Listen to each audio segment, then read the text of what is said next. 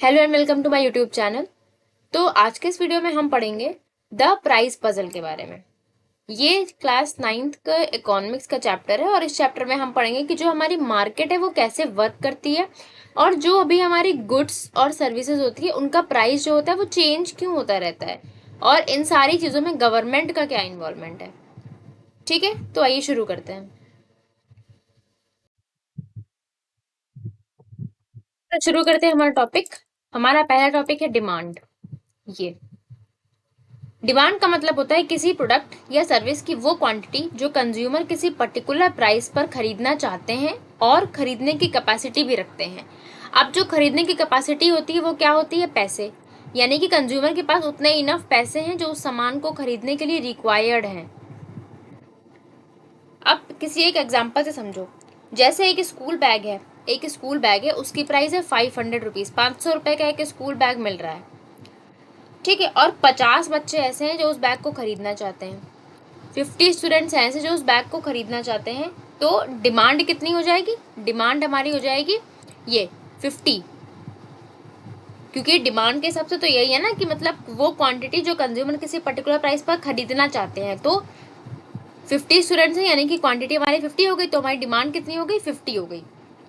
लेकिन सिर्फ किसी चीज़ को जस्ट चाहना कि हाँ हमें ये चाहिए हमें ये चाहिए, वो डिमांड नहीं होता है। उसे खरीदने के लिए पैसे भी होने चाहिए, और ये जो पैसे होते हैं ये पैसे इन्हीं को हम कहते हैं परचेजिंग पावर। परचेजिंग पावर का मतलब है किसी पर्सन की गुड्स और सर्विसेज खरीदने की financial capacity. Financial capacity always means money.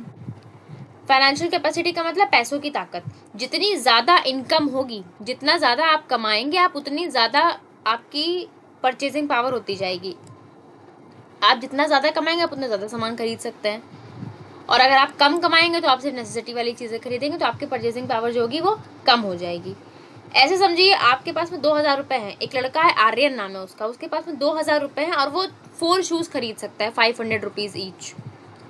4 shoes खरीद सकता है। और वहीं एक दूसरा लड़का है जिसका नाम है ऋषभ, उसके पास में सिर्फ 1000 रुपीज़ है, तो वही 500 के वो सिर्फ 2 शूज़ खरीद पाएगा। एक तरफ ये आर्यन है जिनके पास में 2000 रुपये हैं, ठीक है, एक तरफ में ऋषभ हैं जिनके पास में 1000 रुपीज़ है और 500 रुपीज़ के ही शूज़ मिलते हैं वो वाले।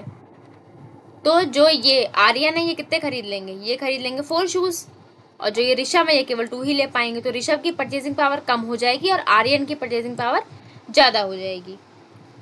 अब इसको अगर आप एक शॉर्ट ट्रिक से याद करें, ऐसे अगर आपको समझ में नहीं आ रहा तो आप ऐसे भी याद रख सकते हैं कि डिमांड का मतलब होता है डिज़ायर, ठीक है, और डिज़ायर का मतलब होता है इच्छा, और इच्छा प्लस परचेजिंग पावर यानी कि पैसे की कैपेसिटी, ये हमारी हो जाएगी फाइनल डिमांड। सिर्फ चाहने से डिमांड नहीं बनती है और खरीदने की कैपेसिटी भी होनी चाहिए। आप इस तरीके से इसको याद रख सकते हैं। इसके बाद हमारा जो नेक्स्ट टॉपिक ये आता है law of demand. Law of demand कहते हैं कि जब किसी प्रोडक्ट की प्राइस बढ़ती है तो उसकी डिमांड कम हो जाती है, और जब प्राइस घटती है तो डिमांड बढ़ जाती है।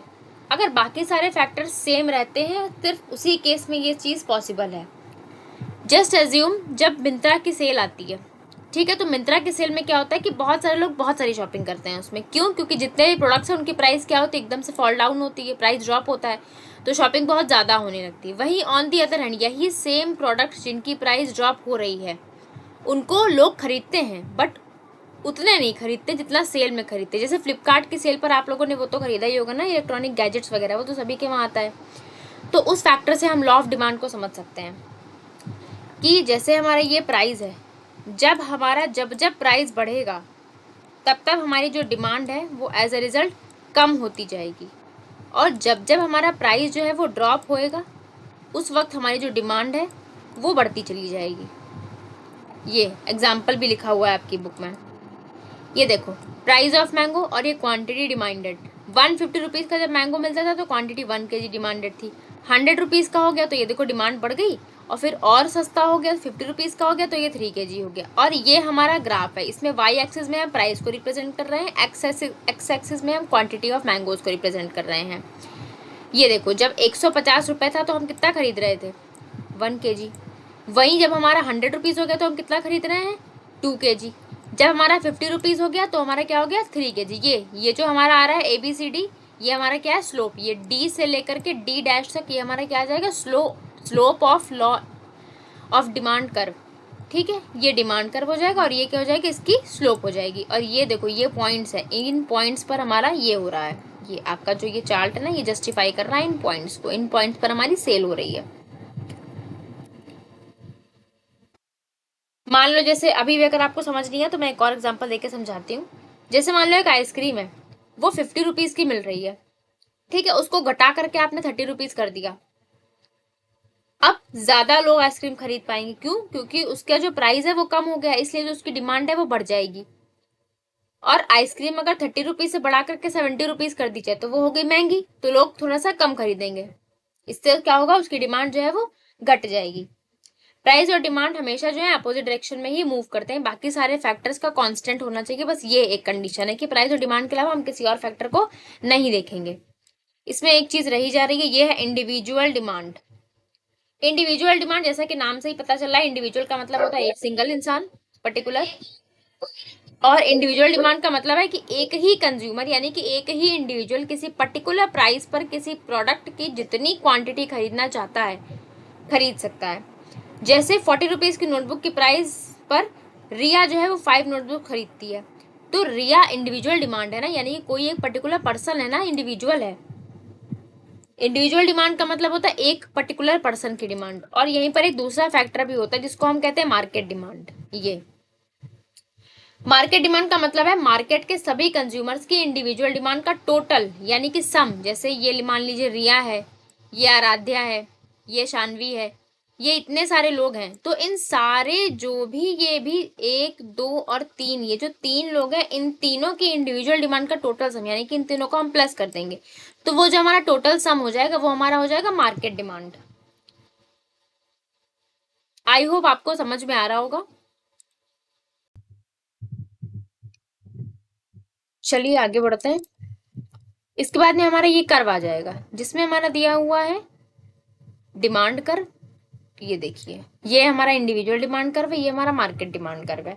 इंडिविजुअल डिमांड कर्व जो ऊपर अभी हमने मैंगो वाला एग्जांपल लिया था, या आप ये देखिए सेम टू सेम वही एग्जांपल, 150 में 1 kg, 150 में 1 kg, 100 में 2 kg, 100 में 2 kg, 50 रुपीज में 3 kg, 50 रुपीज में 3 kg। आप हमेशा याद रखिए कि जो हमारा ये एक्स एक्सिस होता है ये हमारा क्वांटिटी को रिजेंबल करता है, और जो हमारा ये वाई एक्सिस होता है ये हमारा प्राइस को रिजेंबल करता है। आपको हमेशा ये चीज याद रखनी है, जिससे आपका कभी भी ग्राफ गलत नहीं होगा और आप उसमें कंफ्यूज नहीं होंगे।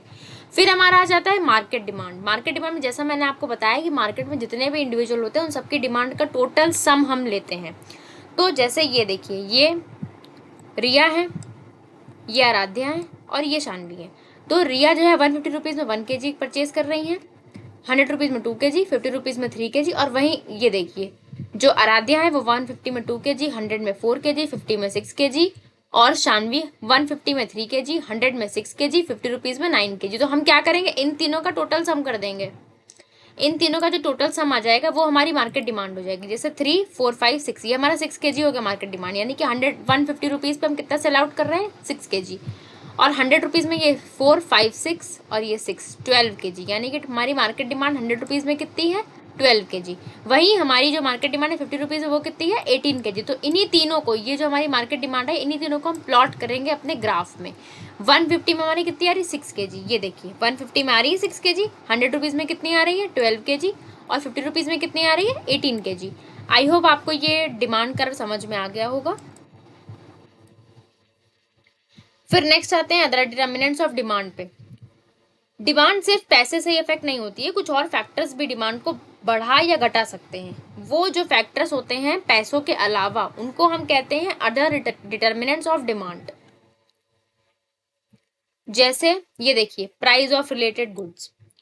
रिलेटेड गुड्स जो होते हैं वो दो तरीके के होते हैं। रिलेटेड गुड्स का मतलब ये होता है कि ऐसे प्रोडक्ट्स जिनकी डिमांड आपस में इंटरकनेक्टेड होती है, एक दूसरे से जुड़े हुए प्रोडक्ट्स होते हैं, एक दूसरे से जो जॉइंट प्रोडक्ट्स होते हैं। अगर हम एक एग्जांपल के हिसाब से समझे तो आप ऐसा समझ लीजिए कि मोस्टली केसेस में ऐसा होता है कि जब आप किसी भी शॉप से कोल्ड ड्रिंक परचेज करते हैं, ठीक है, फ्रूटी हो गई या थम्स अप हो गई, कोई भी एनी कोल्ड ड्रिंक, तो आप साथ में कुछ चिप्स वगैरह भी परचेज करते हैं। तो ये दो हमारे जो हो गए गुड्स वो इंटरकनेक्टेड गुड्स हो गए। जैसे आप नोटबुक्स परचेज करते हैं तो उसके साथ में आप स्टेशनरी आइटम जैसे पेन पेंसिल वगैरह ये चीजें भी परचेज करेंगे, तो ये हमारे रिलेटेड गुड्स हो गए। तो इन्हीं रिलेटेड गुड्स की हम प्राइस के बारे में बात करेंगे। सबसे पहले हमारा जो आ जाएगा सब्स्टिट्यूट गुड्स। सब्स्टिट्यूट का मतलब ही होता है किसी की जगह लेना। जैसे आपके क्लास में सब्स्टिट्यूशन पे टीचर आते होंगे, तो उसका क्या मतलब है? सब्स्टिट्यूट ही तो है, वो टीचर जो आया है वो सब्स्टिट्यूट टीचर ही तो है, कि आपकी मैडम एब्सेंट है तो आपकी मैडम की प्लेस पे जो नया टीचर आया है वो आपका सब्स्टिट्यूट टीचर हो गया। वैसे गुड्स के केसेस में सब्स्टिट्यूट गुड्स होते हैं कि एक गुड्स की जगह पर आप दूसरा ऑल्टरनेट यूज कर सकते हैं। जो गुड्स एक दूसरे की जगह यूज किए जा सकते हैं उनको हम सब्स्टिट्यूट गुड्स कह सकते हैं। जैसे आप किसी रेस्टोरेंट में गए, वहाँ आपने टी ऑर्डर करी, चाय, और वहाँ पे चाय अवेलेबल नहीं है, बट आप बहुत तेज बारिश हो रही है, आप कहीं जा नहीं सकते, तो आप वहाँ पर कॉफ़ी पी लेंगे, ये सब्स्टिट्यूट गुड हो गया। जैसे आप बटर परचेज करने गए हैं बट आपको बटर नहीं मिला, तो कोई बात नहीं, आपका जैम से भी काम चल जाएगा। जैसे आप पेप्सी परचेज करने गए, नहीं मिली, कोई बात नहीं, आपने कोको कोला ले लिया, आपका उससे भी काम चल जाएगा। तो ये गुड्स हमारे क्या हो जाते हैं? Substitute goods. और इसमें एक बहुत इंपॉर्टेंट चीज़ ये रहती है, इसका इफेक्ट भी होता है कि जैसे मान लीजिए ये टी और कॉफ़ी वाले प्राइस में अगर कॉफ़ी की प्राइस बढ़ जाएगी, टी आप परचेज करने गए थे, ठीक है, बट वहाँ पे टी अवेलेबल नहीं थी, आपने कॉफ़ी ही परचेज करी थी, बट अगर कॉफ़ी का जो प्राइस है वो बढ़ गया है, कॉफ़ी 20 रुपये से हट करके 50 रुपये की हो गई है, तो आप क्या हो, 50 रुपये की कॉफ़ी पियेंगे 10 रुपये की चाय की जगह पर? 10 रुपीज़ की टी की जगह पर आप 50 रुपीज़ की कॉफ़ी पियेंगे? जिनके पास में होगा वो पियेंगे, जिनके पास नहीं होगा वो नहीं पियेंगे।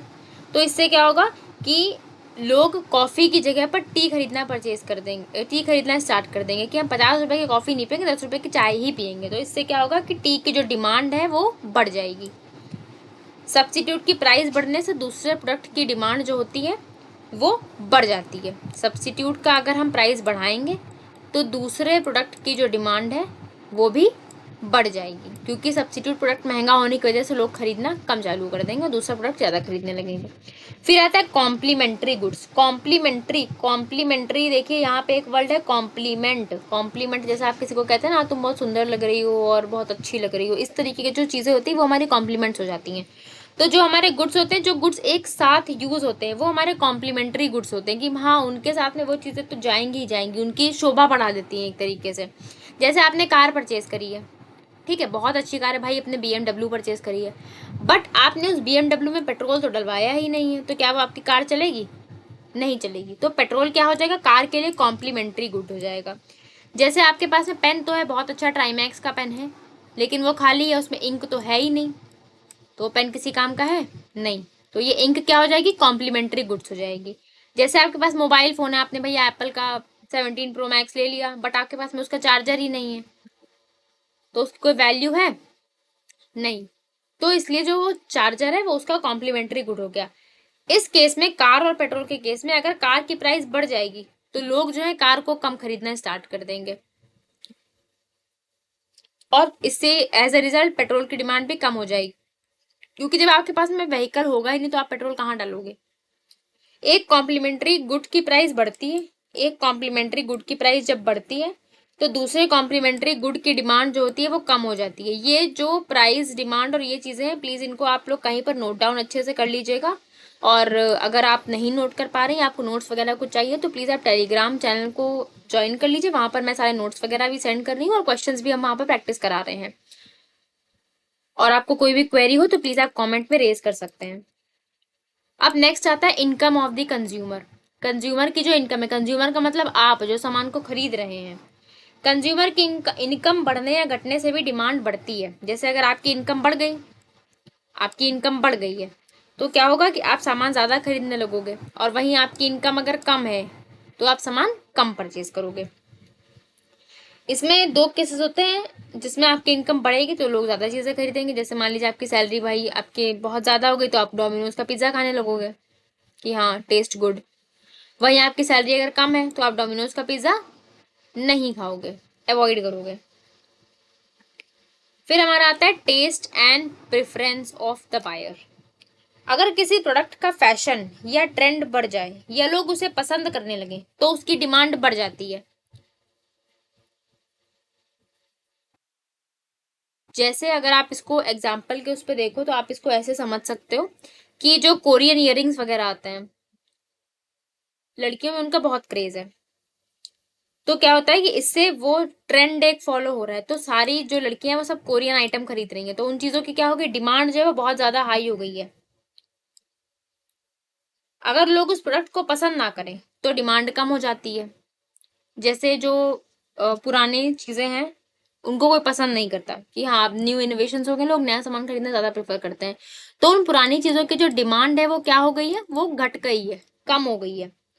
अगर एक नया स्मार्टफोन ट्रेंड में आ जाता है तो उसकी डिमांड बढ़ जाती है, और जो पुराना वाला होता है उसकी डिमांड घट जाती है। जैसे आईफोन 17 जब आया तो ये आईफोन 12 और बाकी जितने भी थे उन सबकी डिमांड जो थी वो कम हो गई। आगे बढ़ते हैं। आगे हमारा नहीं, ये एक डिमिनिशिंग मार्जिनल यूटिलिटी ये रह गया। ठीक है, इसको भी देख लेते हैं क्या होता है ये।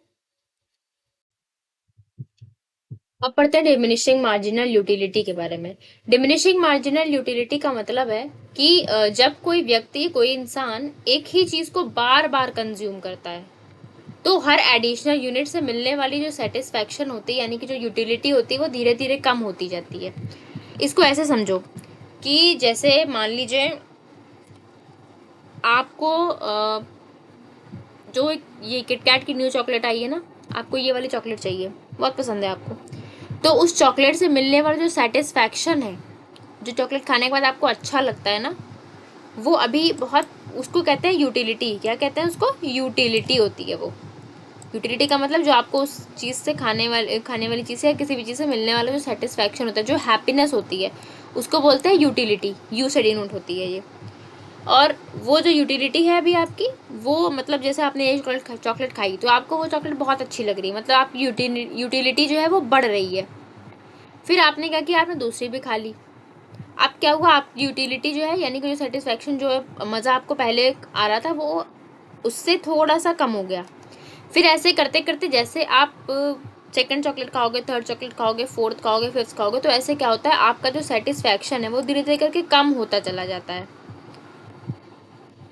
तो उसमें क्या होता है कि जब हम कोई भी चीज़ को, किसी चीज़ का कंजम्पशन बढ़ा देते हैं, ज़्यादा कंज्यूम करने लग जाते हैं, तो हमारा जो सेटिस्फैक्शन होता है वो कम हो जाता है। आप लोगों ने अक्सर सुना होगा कि ऐसा मम्मी लोग बोलते हैं कि तुम तो पहले ये चीज़ बहुत खाते थे, अब तुम बिल्कुल नहीं खाते। तो वो क्यों होता है, क्योंकि जब आप उस चीज़ को बहुत ज़्यादा कंज्यूम कर रहे थे, उस टाइम क्या हुआ, आपकी यूटिलिटी जो थी वो धीरे धीरे धीरे करके कम होती जा रही थी। फिर एक ऐसा टाइम आया कि वो डिमिनिश होते होते बिल्कुल जीरो पे पहुंच गई, तो वहां पर क्या हुआ, आपने उस चीज को खाना छोड़ दिया। डिमिनिशिंग का मतलब होता है गिरना, यानी कि डिसेंडिंग ऑर्डर। डिमिनिश का मतलब नीचे गिरते गिरते धीरे गायब हो जाना। मार्जिनल यूटिलिटी यानी कि डिमिनिशिंग मार्जिनल यूटिलिटी, किसी भी चीज को अगर हमें बहुत ज्यादा पसंद है तो कंजम्पशन जैसे ही हम इंक्रीज करते हैं तो हमारा क्या होता है, ये हमारी जो यूटिलिटी होती है, यानी कि हमारा जो सेटिस्फैक्शन होता है वो कम होने लग जाता है। और फिर एक ऐसा टाइम टर्म आता है जब सेटिस्फैक्शन वो डिमिनिश होना, यानी कि गायब होना चालू हो जाता है। फिर हमारा नेक्स्ट टॉपिक आता है सीजनैलिटी। सीजनैलिटी तो जैसा कि पता ही चल रहा है इसके नाम से ही, सीजनैलिटी का मतलब है कि मौसम, यानी कि सीजन के हिसाब से किसी प्रोडक्ट की डिमांड बढ़ना। जैसे मैंगो ले लो, आजकल तो इसका बहुत अच्छा एग्जांपल है मैंगो की। गर्मियों में लोग मैंगो वगैरह बहुत खाते, तो इस टाइम मैंगो की जो डिमांड है वो बहुत हाईएस्ट चल रही है। जैसे आइसक्रीम हो गए, कोल्ड ड्रिंक हो गए, इन सबकी डिमांड जो गर्मियों में होती है वो ज्यादा होती है, हालांकि जाड़ों में भी होती है बट उतनी नहीं होती है। तो ये हमारा हो जाता है सीजनैलिटी। और ये सारे फैक्टर्स हमारे किस में आते हैं, ये हमारे आते हैं इसमें, प्राइस ऑफ रिलेटेड गुड्स में।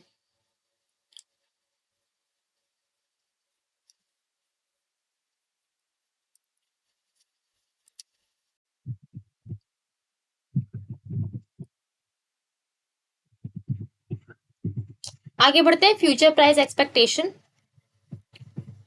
फ्यूचर प्राइस एक्सपेक्टेशन का मतलब होता है कि अगर कंज्यूमर को लगता है कि फ्यूचर में किसी प्रोडक्ट की प्राइस बढ़ने वाली है तो वो उस प्रोडक्ट को अभी ज्यादा खरीद लेते हैं।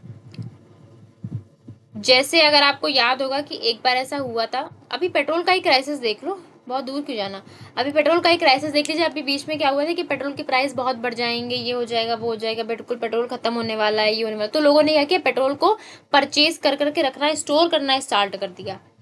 फ्यूचर प्राइस एक्सपेक्टेशन की, आपको फ्यूचर में होने वाले प्राइस चेंजेस के बारे में अगर एक्सपेक्ट आप कुछ कर लेते हैं, आप कुछ सोच लेते हैं, तो आप अभी से उस चीज़ को स्टोर करने लग जाते हैं। जैसे जिससे क्या होता है, करंट जो डिमांड होती है, इस समय की जो डिमांड होती है वो बहुत ज़्यादा बढ़ जाती है, क्योंकि लोग सोचते हैं कि फ्यूचर में तो इसके प्राइस बढ़ जाएंगे, लाओ अभी से खरीद के रख लें। या फिर इसका उल्टा भी हो सकता है, जैसे करंट डिमांड जो होती है ना वो कम हो जाती है। डिमांड कम होने वाला केस समझ लो, जैसे फेस्टिवल के बाद मोबाइल वगैरह सस्ता होने की एक्सपेक्टेशन जो होती है, वो लोगों में थोड़ी सी हो जाती है कि जैसे अभी जैसे जैसे जुलाई हमारा बीतता जाएगा, अगस्त आता जाएगा, वैसे वैसे लोगों में फ्लिपकार्ट की सेल के बारे में बहुत ज़्यादा क्रेज हो जाएगा। तो लोग क्या करेंगे, अपनी जितनी भी चीज़ें इलेक्ट्रॉनिक आइटम जो भी उनको परचेज करने हैं वो भी उसको होल्ड कर लेंगे कि हाँ फ्लिपकार्ट की सेल से खरीदेंगे। तो इससे क्या होता है, डिमांड जो होती है वो घट भी सकती है और बढ़ भी सकती है। फिर उसके बाद हमारा आता है ये थोड़ा सा बड़ा टॉपिक है, सप्लाई। इसको थोड़ा ध्यान से सुनना। सप्लाई का मतलब है किसी प्रोडक्ट की वो क्वांटिटी जो प्रोड्यूसर किसी पर्टिकुलर प्राइस पर बेचना चाहते हैं और बेच सकते हैं, मतलब लोग हैं खरीदने वाले, उसको हम कहते हैं सप्लाई। जैसे 50 रुपीज की नोटबुक है, ठीक है, शॉपकीपर 200 नोटबुक्स बेचने को तैयार है, तो उसकी सप्लाई कितनी हो जाएगी, 200 हो जाएगी, क्योंकि वो 200 बुक्स बेचना चाहता है ना, 200 लोग उसके पास में है जो उन बुक्स को खरीद लेंगे 50 रुपीज वाली नोटबुक को, तो उसकी जो सप्लाई है वो कितनी हो जाएगी, 200 हो जाएगी। जैसे डिमांड में हमने देखा था इंडिविजुअल डिमांड और मार्केट डिमांड, वैसे ही इसमें भी होता है इंडिविजुअल सप्लाई और मार्केट सप्लाई। वही सेम मैंगो वाला एग्जांपल में देखिए, 50 रुपीज का मैंगो था तो 1 kg खरीद रहे हैं, 100 रुपीज का मैंगो था 2 kg खरीद रहे हैं, 150 रुपीज का मैंगो है तो 3 kg। यानी कि अगर हम ये, मैंने आपको बताया था कि जो हम वाई एक्सेस होता है उस पर हमेशा प्राइस लेते हैं और जो हमारा एक्स एक्सेस होता है उस पर हम हमेशा क्वांटिटी लेते हैं। तो 50 रुपीज हम कितना परचेज कर रहे हैं, 1। 100 रुपीज पे कितना परचेज कर रहे हैं, 2 kg। 50 रुपीज पे कितना परचेज कर रहे हैं, 3 kg। यानी कि ये जो सप्लाई है इसकी 1, 2, 3, और ये जो प्राइस है 150, 100 और ये 50। तो ये जो ये हमारा बना है ना स्लोप, ये सप्लाई कर्व, ये इसको क्या बोलेंगे, सप्लाई कर्व। जैसे डिमांड कर्व हमारा ऐसे बनता था स्लोपिंग, सप्लाई कर्व हमारा ऐसे इंक्रीजिंग बनता है, उल्टा बनता है डिमांड कर्व का। फिर इसके बाद आ जाएंगे हम इंडिविजुअल। जैसे हमने इंडिविजुअल डिमांड पढ़ा था वैसे ही हमारा इंडिविजुअल सप्लाई भी है, कुछ इसमें डिफरेंट नहीं है। इंडिविजुअल सप्लाई का मतलब होता है हर एक प्रोड्यूसर या सेलर के किसी पर्टिकुलर प्राइस पे जितनी क्वांटिटी सप्लाई करता है वो। इंडिविजुअल का मतलब किसी एक इंसान, कोई एक सेलर है वो इतनी इतनी क्वांटिटी सप्लाई करता है तो वो उसकी इंडिविजुअल सप्लाई हो जाएगी। मार्केट सप्लाई में हम पूरे मार्केट का देखते हैं।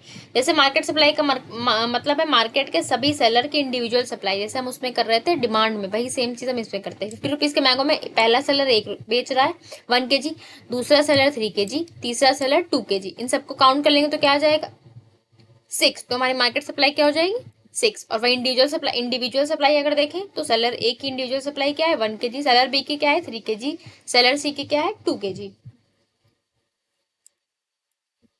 ये देखो यहाँ पे कर्व भी बना हुआ है, जो डिमांड कर्व होता है उसका उल्टा होता है हमारा ये सप्लाई कर्व। ये मार्केट सप्लाई कर्व है और ये हमारा इंडिविजुअल सप्लाई कर्व है, बिल्कुल है वैसा ही डिमांड कर्व के जैसा। फिर हमारा आता है अदर डिटर्मिनेंट्स ऑफ सप्लाई। जैसे अदर डिटर्मिनेंट्स ऑफ डिमांड थे वैसे ही अदर डिटर्मिनेंट्स ऑफ सप्लाई हैं। इसमें भी सबसे पहला हमारा आता है प्राइस ऑफ रिलेटेड गुड्स। अगर प्रोड्यूसर जो दो प्रोडक्ट बना सकता है, ठीक है, कोई प्रोड्यूसर है वो दो चीजें बना रहा है और एक प्रोडक्ट की प्राइस ज्यादा बढ़ जाती है तो दूसरे वो उस प्रोडक्ट का प्रोडक्शन जो है वो बढ़ा देता है, यानी कि दूसरे प्रोडक्ट की सप्लाई कम हो जाएगी। एक फार्मर वीट और मेज दोनों उगा रहा है, ठीक है, वीट भी उगा रहा है, मेज भी उगा रहा है, और वीट की प्राइस बढ़ जाएगी तो फार्मर ज्यादा वीट उगाएगा ना कि हाँ इसकी प्राइस बढ़ गई, मुझे इस पे ज्यादा मेहनत करनी चाहिए, मुझे इससे प्रॉफिट ज्यादा मिलेगा, या फिर वो सस्ती वाली चीज बढ़ाने का प्रोडक्शन बढ़ाने लगेगा, उस पर क्यों मेहनत करेगा। तो मेज की सप्लाई जो है वो कम हो जाएगी, वीट की सप्लाई क्या हो जाएगी, इंक्रीज हो जाएगी, क्योंकि वो वीट ज्यादा उगा रहा है ना, तो मेज मेज कम उगा रहा है वीट के कंपैरिजन में, तो मेज की सप्लाई कम हो जाएगी, वीट की सप्लाई बढ़ जाएगी। फिर आता है number of sellers in the market. ज्यादा सेलर्स हैं तो सप्लाई बढ़ेगी, कम सेलर्स हैं तो सप्लाई घटेगी। जैसे अगर आपको याद हो कि पहले हमारे पास में इतने सारे ऑनलाइन चीजें, ऑनलाइन जो भी पोर्टल्स वगैरह जिनसे हम शॉपिंग करते हैं, ऐप वगैरह, अमेजन, फ्लिपकार्ट, इतना सब कुछ नहीं चलता था, कुछ ही ऐप्स चलते थे, जैसे बड़े बड़े ऐप्स हो गए। तो उस टाइम पे क्या था कि जो ज्यादा कम सेलर्स थे तो उस टाइम क्या था, सप्लाई जो थी वो घटी हुई थी, लोग इतना परचेज ही नहीं करते थे, मार्केट जाके परचेज कर लाते थे। बट अब क्या, ब्लिंकिट भी चल गया है, अमेजन, मीशो, नाइका, पर्पल और पता नहीं कौन कौन से। तो सेलर्स का क्या हो गया, सेलर्स बहुत ज्यादा इंक्रीज हो गए, तो सप्लाई मार्केट में क्या हो गई, बढ़ गई। अब हर एक ऐप अलग चीज प्रोवाइड करा रहा है आपको, वही लिप ग्लॉस ब्लिंकिट पे भी मिल जाएगा, वही मिंत्रा, मीशो, पर्पल, नाइका, सब पे आपको मिल जाएगा। तो क्या है, उनकी सप्लाई ज्यादा है, ठीक है। फिर नेक्स्ट आता है, जैसे इसको एक एग्जांपल से हम और देख सकते हैं। मान लो मार्केट में नए मोबाइल शॉप्स खुल जाए, ठीक है, तो मोबाइल की सप्लाई जो है बढ़ जाएगी, आप यहाँ से नहीं लोगे, आप दूसरी जगह से ले लोगे, वैसे ही। फिर हमारा था टेक्नोलॉजी। टेक्नोलॉजी का मतलब जैसे होता है कि बेहतर टेक्नोलॉजी से प्रोडक्शन फास्ट और सस्ता हो जाता है। तो जिससे क्या होता है, हमारी सप्लाई बढ़ गई। अब जहाँ प्रोडक्शन में हम ये कर रहे थे कि हम जितनी देर में दो मोबाइल फोन बना रहे थे, अब हम टेक्नोलॉजी की वजह से उतनी देर में 10 मोबाइल फोन बना पा रहे हैं। तो हमारी सप्लाई 2 से 10 तक बढ़ गई ना, इंक्रीज हो गई सप्लाई हमारी। मॉडर्न मशीन यूज करने से फैक्ट्री जो है पहले से ज्यादा क्लोथ्स बना सकती है, तो इसलिए हमारी कपड़ों की सप्लाई क्या हुई, इंक्रीज हो गई। फिर हमारा आता है फ्यूचर एक्सपेक्टेशंस। अगर प्रोड्यूसर को लगता है कि फ्यूचर में प्राइस और बढ़ेगी, फ्यूचर में जो प्राइस है वो बढ़ जाएगी, किसी प्रोड्यूसर को ऐसा लगता है, मैं प्रोड्यूसर हूँ, मुझे ऐसा पता चला कि अच्छा कल को इसकी प्राइस बढ़ने वाली है, तो मैं क्या करूंगी, अपना स्टॉक अभी मार्केट में नहीं बेचूंगी, मैं उस स्टॉक को होल्ड कर दूंगी, रोक लूंगी, मैं प्राइस बढ़ने का वेट करूंगी कि जब पैसे बढ़ जाए तब मैं इस स्टॉक को मार्केट में बेचूं, ताकि मुझे ज्यादा फायदा हो। तो जिससे क्या होता है, करंट सप्लाई मार्केट में कम हो जाती है। और अगर लगता है कि फ्यूचर में प्राइस गिरेगी, अगर मुझे ऐसा लग रहा है कि नहीं फ्यूचर में ये चीज़ तो सस्ती हो जाएगी, तो मैं तो यही चाहूंगी ना कि मेरा ज़्यादा से ज़्यादा सामान सेल आउट हो जाए, ताकि मुझे पैसे ज़्यादा मिले, क्योंकि हर इंसान अपना प्रॉफिट देखता है, वही सेलर के पॉइंट ऑफ व्यू से है। तो इसमें क्या, करंट सप्लाई जो है वो बढ़ जाएगी, फ्यूचर की सप्लाई कम हो जाएगी। फिर उसके बाद हमारा एक और टॉपिक आता है मार्केट एक्विलिब्रियम। मार्केट एक्विलिब्रियम भी एक बहुत बड़ा टॉपिक है, जल्दी से कवर करते हैं इसको। मार्केट एक्विलिब्रियम वो सिचुएशन होती है जहां पर डिमांड और सप्लाई बराबर हो जाती है। देखो, मैं अभी आपको हल्का हल्का सा ओवरव्यू दे देती हूँ, इसके लिए मुझे अलग से वीडियो बनाना पड़ेगा, क्योंकि ये बहुत ही ज़्यादा वाइड कॉन्सेप्ट है। अभी आप ऐसे ही समझ लो कि जो हमारे कंज्यूमर्स की डिमांड है और जो हमारे सप्लायर्स की सप्लाई है, वो जब बराबर हो जाती है तो एक्विलिब्रियम एस्टैब्लिश हो जाता है। जैसे आप साइंस में वैक्यूम पढ़ते हो, वैसे ही इकोनॉमिक्स में एक्विलिब्रियम होता है। इक्विलिब्रियम का मतलब होता है एक ऐसी स्टेट जहां पर जाकर के चीजें स्टेबल हो जाती हैं, प्राइस, क्वांटिटी, डिमांड, सप्लाई, सब कुछ वहां पर स्टेबल हो जाता है, वो इक्विलिब्रियम कंडीशन होती है। तो आज के वीडियो में बस इतना ही। अब आगे का जो हमारा चैप्टर है वो बहुत ही ज्यादा वाइड और कुछ ब्रॉड कॉन्सेप्ट्स हैं, तो जिनको हम नेक्स्ट वीडियो में कवर करेंगे। टिल देन आप प्लीज सब्सक्राइब कर लीजिए, अगर आपने चैनल को सब्सक्राइब नहीं किया है, अपने फ्रेंड्स में शेयर कर दीजिए, एंड प्लीज मुझे कमेंट करके जरूर बताइएगा कि आपको मेरा वीडियो कैसा लगा। एंड अगर आपको कोई नोट्स या कोई क्वेश्चंस या कुछ भी चाहिए तो you can join the Telegram channel, description में आपको लिंक मिल जाएगा। Thank you, bye bye, take care.